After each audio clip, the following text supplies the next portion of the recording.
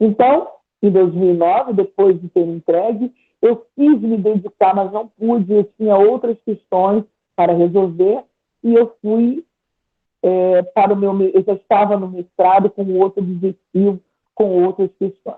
Mas eu me tornei avó em 2013. E quando eu me tornei avó, eu lembrei da necessidade de passar para aquele ser ainda tão minúsculo nos meus braços sobre o que era a vida, o que eu tinha aprendido, os meus estudos.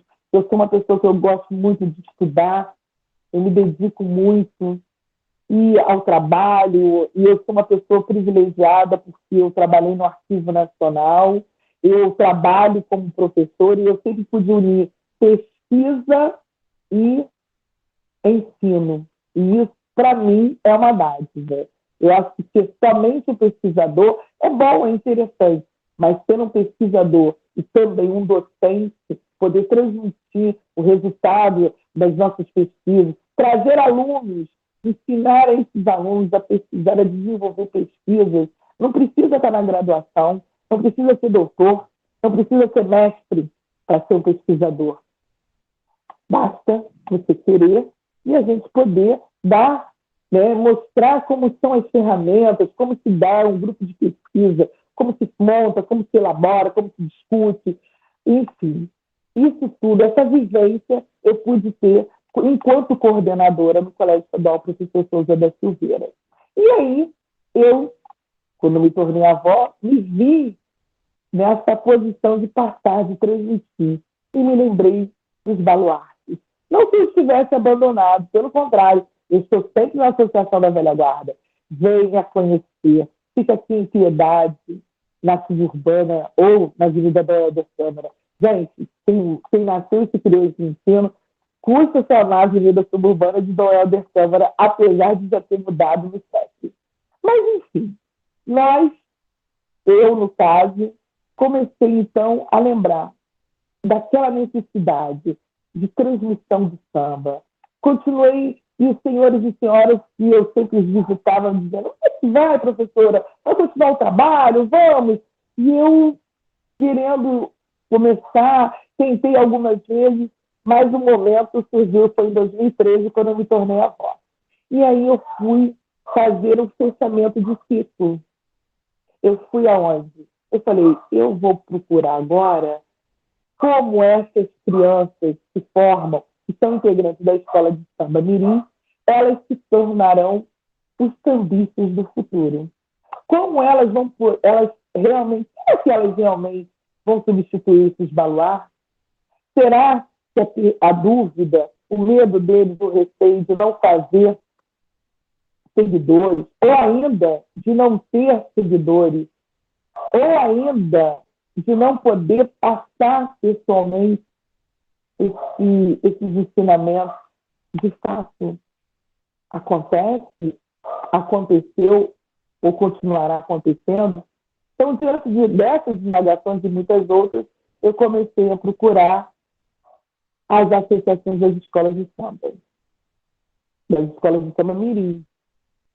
E aí eu comecei a ver o primeiro choque. Deixou de ser sexta-feira, o desfile dele, passando a ser terça-feira. Parece uma bobagem, mas isso é um esvaziamento. E aí eu comecei a ver que essa juventude já nascia guerreando, brigando, porque deixaram um grande palco da Marquês de Sapucaí, onde o espetáculo é televisionado, ele tem todo um chamamento, um atrativo, e foram para terça-feira, às 5 horas da tarde. E ali eu comecei a ver aquelas mães, tias, avós, enlouquecidos, levando as crianças, carregando, saindo de ônibus, do trem, do metrô, com fantasia, às vezes sem a fantasia, com um saco de biscoito, água na mão, refrigerante, correndo para chegar na avenida, porque tinha que chegar a tempo de se organizar e de começar o desfile. E dali eu comecei, então, essa grande pesquisa sobre as escolas de samba mirim no Rio de Janeiro. Mas eu não me detive ao momento de 2013, porque eu comecei minha pesquisa em 2013, como eu disse para vocês.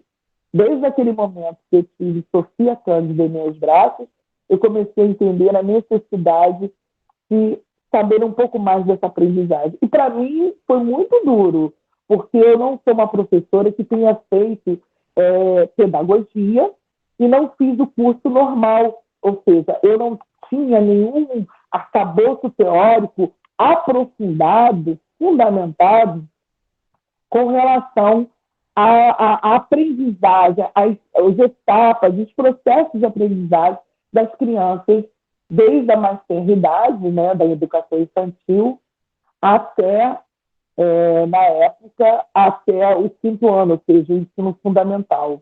Eu não tinha não tinha esse conhecimento teórico, apesar de conviver em escolas, com professores que se dedicavam ao ensino fundamental, anos iniciais e com educação infantil.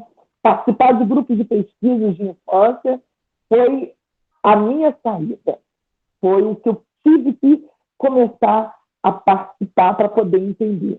E assim eu conheci vários professores que desenvolvem trabalhos com a infância, aprendizagem, cultura, como Renato Nogueira e a Estela Caputo. E ali que trabalha com crianças de terreiro, né? Aprendizagem dentro dos terreiros de candomblé, as religiões de matrizes africanas. E eu fui entender, então, como essas crianças, dentro da escola de samba mirim, aprendiam. E hoje eu digo para vocês, evidentemente, as escolas de samba mirim, elas surgem no ano de 1980. É uma década muito importante para quem estuda, para quem conhece carnaval no Rio de Janeiro, e especialmente escolas de samba do Rio de Janeiro. Por quê? Porque foi na década de 80 que houve uma grande discussão pública sobre tradição e modernidade, sobre como o samba, as escolas de samba estavam perdendo a sua autenticidade diante da magnitude do espetáculo que ela havia se tornado. E, mais ainda, essa magnitude iria se concretizar fisicamente, porque estava em discussão o erguimento de um local fixo para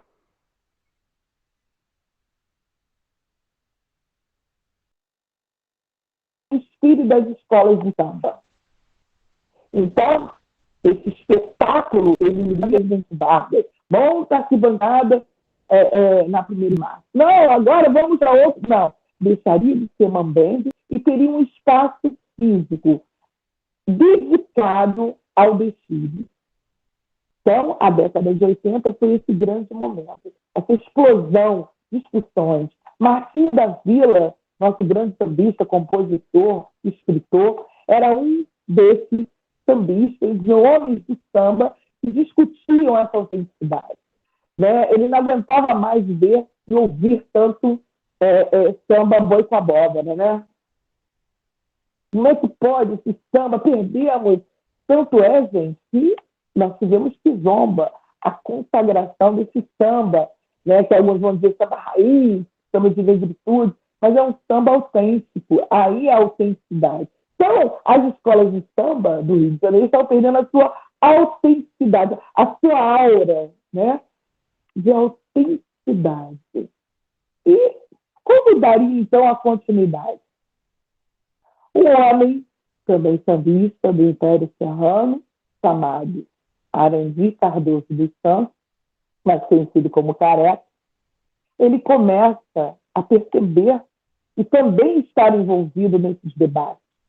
E ele, então, identifica, óbvio, que a continuidade vai vir por meio das crianças, dos adolescentes. Mas como essas crianças e esses adolescentes, eles vão aprender? Onde estão as velhas guardas? Elas estão dentro das esquadras? Não estão? Como ensinar o verdadeiro samba? Como ensinar o indinho? A cultura que envolve uma escola de samba.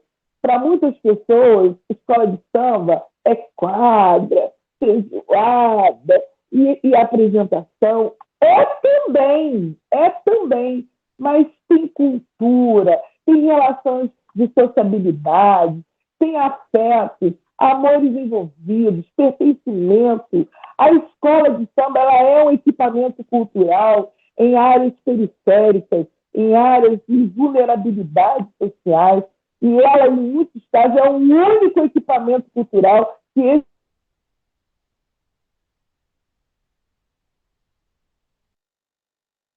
existiu ou que ainda existe para aquelas comunidades. Então, por trás é campo de disputa. E campo de disputa que na década de 80 é atravessado pela classe média que invade as escolas de samba. Mas as escolas de samba não são bobinhas, não. Elas não deixaram ser invadidas. Elas entenderam que havia uma necessidade também de se firmarem, de se mostrarem como uma expressão cultural de valor, de valorização. Ter essa comunidade não, ter esse grupo de classe média dentro da sua quadra, ela também mostrar a valorização dessa cultura invisibilizada de negros e negras, porque foi, durante muitos anos também, marginalizada. Então, quando a gente fala da invasão da classe média nas quadras das escolas de samba, dentro das escolas de samba, é importante a gente também entender que isso é um processo de tensão, isso é um processo também onde as escolas de samba estão disputando o quê? Espaço público. Elas estão disputando espaço público e espaço dentro da sociedade fluminense. E dentro desse contexto, o Careca, entendendo que as crianças deveriam ser naturalmente os continuadores, ele então tem a ideia de formar uma escola de samba mirim, só com crianças. O termo não é nem mirim, mas ele queria uma escola de samba só formada por crianças. E ele, então, ele identifica duas crianças que faziam parte de um bloco dentro da Serrinha, e chama esses meninos, e ele com a sua esposa, a professora Célia, conseguem congregar essas crianças.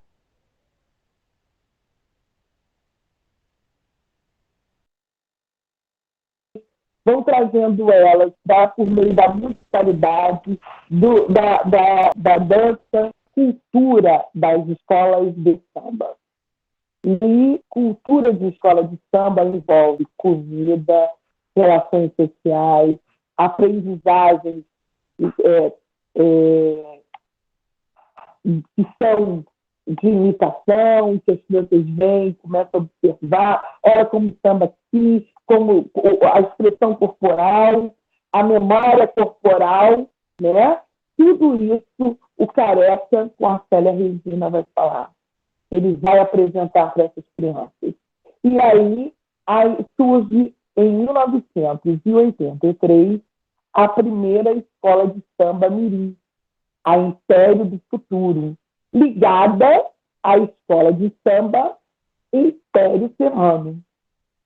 Então, esse surgimento dessa escola de samba mirim, Império do Futuro, vinculada a uma escola de samba, é muito importante. Por quê? Porque ela caracteriza o quê?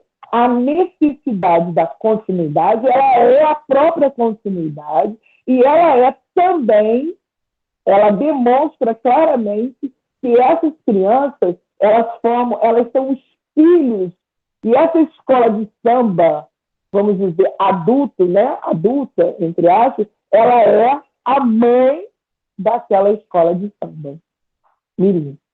E aí é uma relação da escola de samba, junto com aquelas crianças, uma relação maternal. de vínculo maternal. E as crianças aprendem a história da sua escola de samba, mãe. Tanto é que o primeiro samba enredo da Escola de Samba Império do Futuro fala justamente sobre o surgimento do Império Serrano, de seus baluartes. Então, a cultura da escola de samba Império Serrano, ela foi toda levada, transmitida para aquelas crianças. E assim é até os dias atuais. Evidentemente que de 1983 para hoje, 2021, muita coisa já se modificou. Sim, começamos com a Império do Futuro em 1983, depois você vai crescendo, vai vir a escola de samba Corações Unidos do CF, e hoje a gente chega em 2021 com 16 escolas de samba. Já tivemos 17.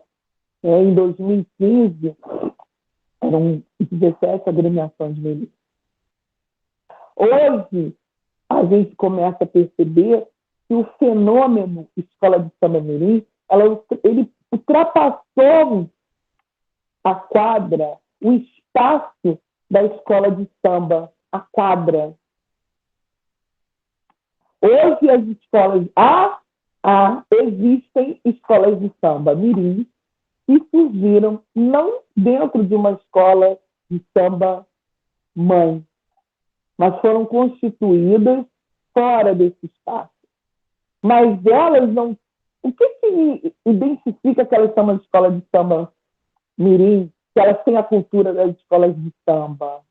Elas mantêm, porque essas escolas de samba mirim, elas também elas congregam, elas se falam, se visitam, assim como as escolas de samba Portela visita a Grande Rio a visita o Salgueiro, as escolas de samba mirim também mantêm esse contato. Então, essa cultura que a gente vê dentro da escola de samba, ela é reproduzida dentro da escola de samba mirim.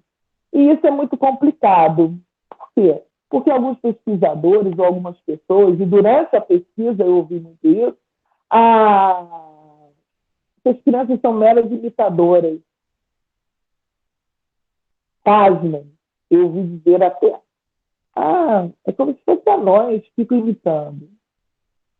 Mas não entenderam que elas não estão imitando. Elas estão aprendendo, reproduzindo e recriando. Porque não existe uma reprodução mera e simples. Elas recriam, porque cada corpo tem sua história. E cada corpo vai contar essa história de maneira diferente. Então, as escolas de samba mirim, essas agremiações, elas estão recriando a cultura da escola de samba, as culturas das escolas de samba, porque a cultura da União da Ilha é uma, a da Portela, isso se reflete no som da bateria, no tipo de toque, no tipo de vestimenta, no tipo de apresentação. Cada escola tem a sua característica, então ela também tem a sua cultura. E isso é transmitido dentro das escolas de samba mirim. E a escola que não tem? Né? Então nós temos a Corações Unidos do CIEP, que foi uma escola que surgiu dentro dos CIEPs que foram construídos no sambódromo, na passarela de samba. Como pode? Eles convivem, eles têm senhores e senhoras que visitam. Nós temos aí uma rede de tios e tias. E eu não posso deixar de falar aqui, né, do nosso síndico da passarela. Não posso deixar de falar de Xangô da Mangueira. Não podemos deixar de falar de Alcione, que são homens e mulheres que lutaram e sempre prestigiaram as agremiações de mirim e que sempre tiveram cuidado de falar para essas crianças visitarem a auxiliarem. Então, o Machini, o síndico da passarela, ele foi um dos homens, como Xangô da Mangueira, que fundaram as Corações Unidos do CIEP ali dentro, com crianças da escola Tia Seata e do CIEP constituídos dentro da passarela do Sambódromo. Então, mesmo escolas de samba mirim que não tem uma mãe, ela também procura, ela traz para as crianças a cultura, as culturas das escolas de samba para dentro das agremiações mirins, fazendo com que as crianças possam verdadeiramente aprenderem sobre o que é uma escola de samba, o que é ser uma porta-bandeira, o compromisso de uma porta-bandeira, o compromisso de um mestre-sala que carrega o pavilhão da escola, o que é o pavilhão, o respeito, não pode... até a vestimenta, eles são jovens, são crianças, mas eles sabem que a vestimenta, quando eles vão para uma quadra, vão visitar, ou vão para a sua quadra, ou vão para uma outra escola de samba, eles sabem que eles têm um papel a desempenhar, que é a guarda do seu pavilhão da sua agremiação. E isso é muito importante. Então, toda essa relação de conhecimento intergeracional, ela se faz presente. Mas, para além dessa relação de conhecimento, de transmissão de conhecimento intergeracional, a gente também tem toda uma rede de profissionais que se constituíram ao longo desse período de formação das escolas de samba mirim, que é de 1983 até os dias atuais, que se constituíram para justamente trabalhar a aprendizagem dessas crianças da cultura da escola de samba e das funções. O que é ser um mestre de bateria?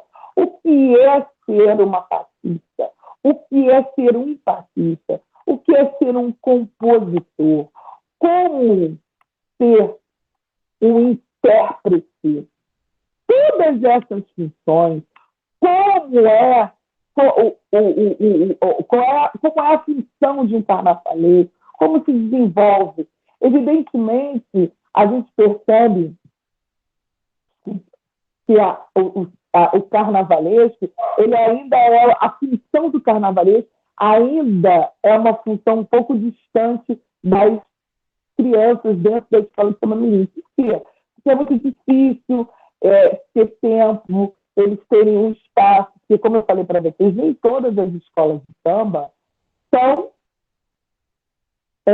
filhas de uma escola de samba como Portela, Império Serrano, Jacarezinho, Parque Periquito. Não, tem escolas de samba mirim que não tem uma agremiação, né, por trás. Então, elas não têm uma quadra. Como é que a bateria vai fazer os treinos?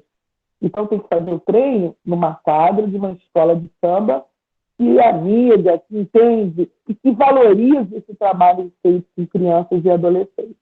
Então, no final, a gente começa a perceber que a escola de samba mirim ela é muito maior do que se pode pensar. A escola de samba mirim ela é, na verdade, uma grande comunidade de aprendizagem. E eu fui descobrir um conceito que define muito bem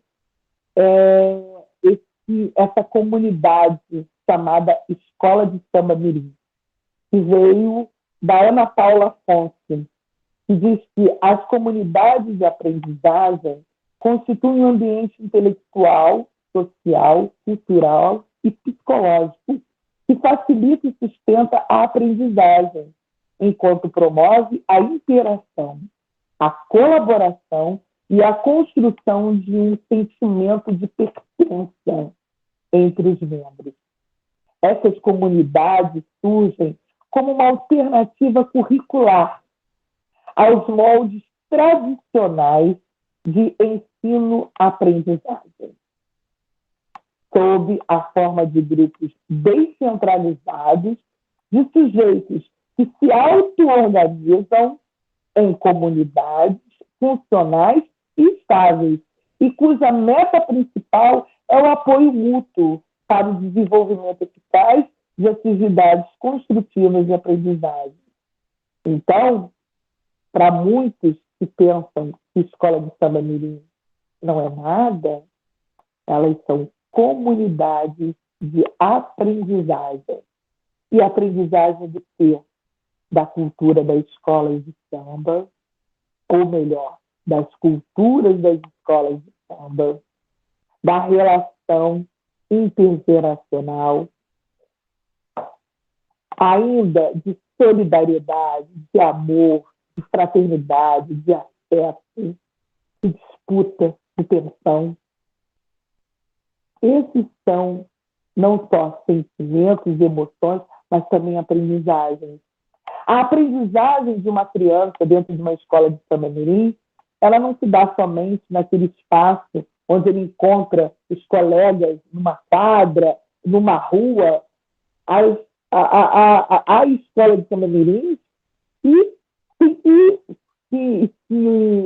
elas treinam, que elas fazem os seus ensaios técnicos nas ruas, praça, é o espaço que tem.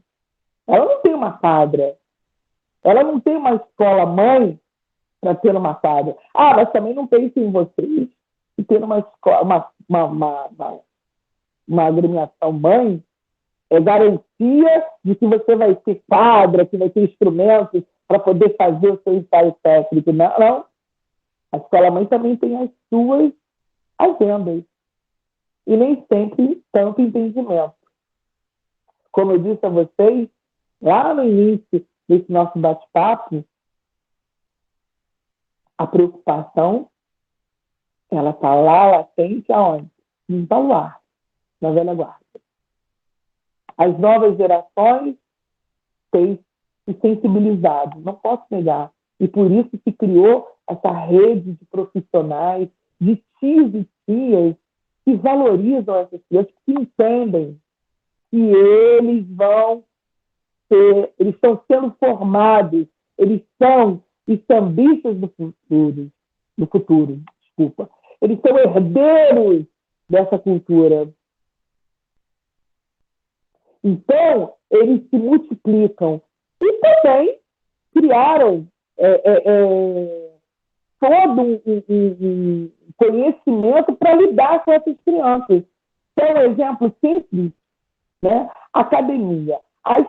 Cada vez mais a gente vai ver que as escolas de samba elas têm investido em academias, em coreógrafos, para fazer o quê?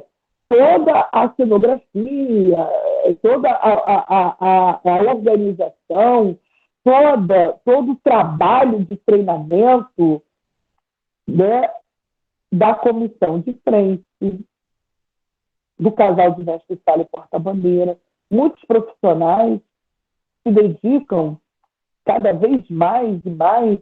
O campo da dança no país, ele se ampliou muito, porque esses profissionais estão dentro das escolas de samba. E o que acontece na escola de samba, ela se reflete, né? Ela também ocorre na escola de samba mirim. Gente, por quê? Porque essas crianças estão sendo formadas, elas estão aprendendo a ocupar esses espaços no futuro. Não tem como essas crianças ficarem somente reverenciando o passado. Elas também trabalham, lidam com a modernidade o tempo todo, assim como a escola de samba. Então, tradição e modernidade, aquela grande discussão da década de 80, e que Careca viu que para se manter a autenticidade, a tradição era preciso ter uma escola, formar novos sambistas, com uma mentalidade diferenciada, com entendimento, com conhecimento do que é do que é ser uma escola de samba, é óbvio que sim, que é fundamental, mas também a modernidade. Porque as escolas de samba, elas se criam, se recriam e recriam, elas inventam, elas têm tradições inventadas, reinventadas, porque isso é típico, isso é próprio da cultura. A cultura é assim, ela é dinâmica, ela é dinâmica. E com a escola de samba não ia ser diferente. Então, a criança, ela também tem que ser imersa nessa modernidade, porque ela vai ocupar esses cargos, essas funções no futuro. Nem todas as crianças que vão para participam de uma escola de samba mirim vai ou quer se tornar um sambista, ou ver no samba, no carnaval, na escola de samba, uma profissionalização. Mas muitos vêm. E muitos estão aí. Quer o exemplo? Dudu Nobre. Lucinha Nobre.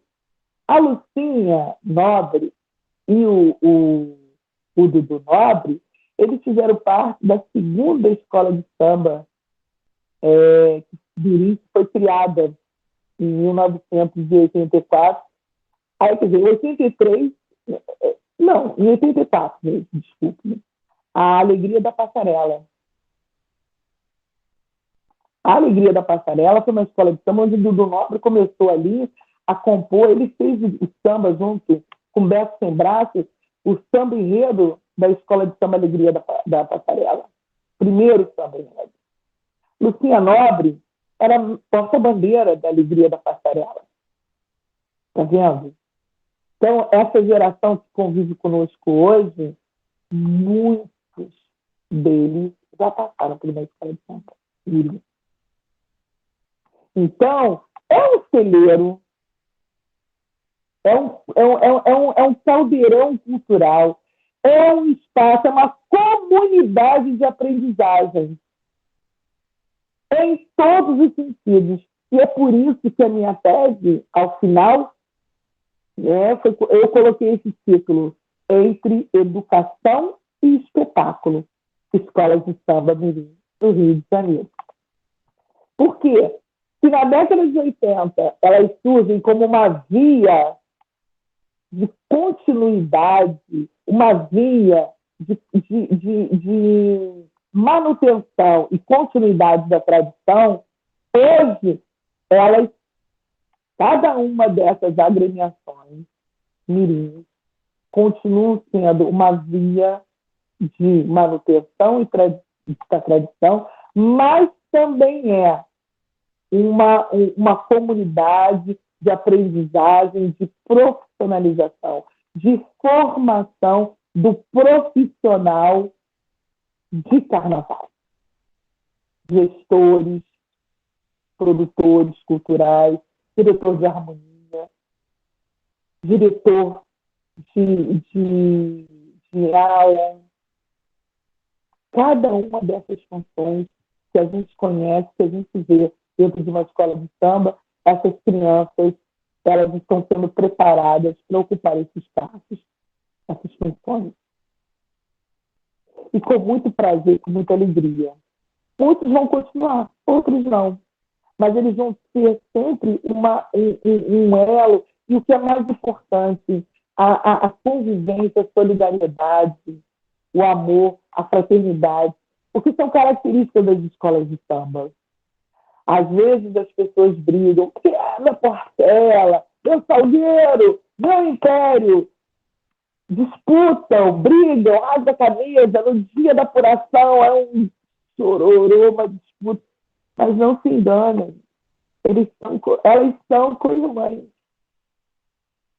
elas se auxiliam, elas se ajudam, porque elas têm a certeza que se uma cai, é menos uma no front da resistência cultural. Então, elas se auxiliam, elas se ajudam. E isso é passado diretamente para as crianças dentro das agremiações mirim. Então, senhores, senhoras e todos que estão aqui, né, eu já estou num bom tempo falando com vocês as comunidades de aprendizagem, denominadas escolas de samba mirim, elas são comunidades onde o que vocês ou muitos dizem que é a reprodução do que existe dentro de uma escola de samba, saibam, senhores, que não é. Mas é um espaço de aprendizagem.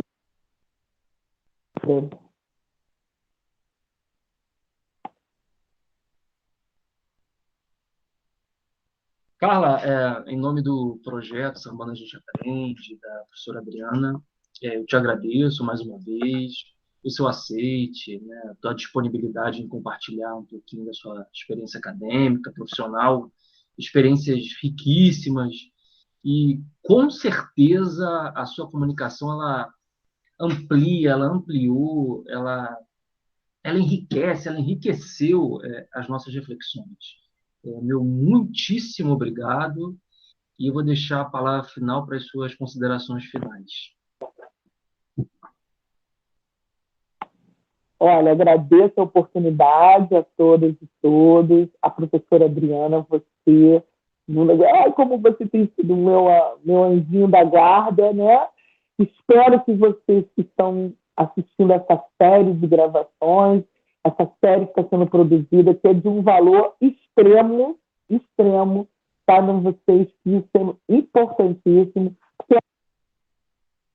que muitos jovens, que o mundo das escolas de samba também se alimentam e utilizam, não só o mundo acadêmico, mas eles também utilizam. E isso é muito importante.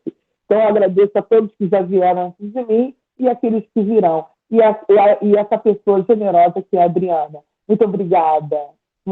Tudo de bom para todos vocês.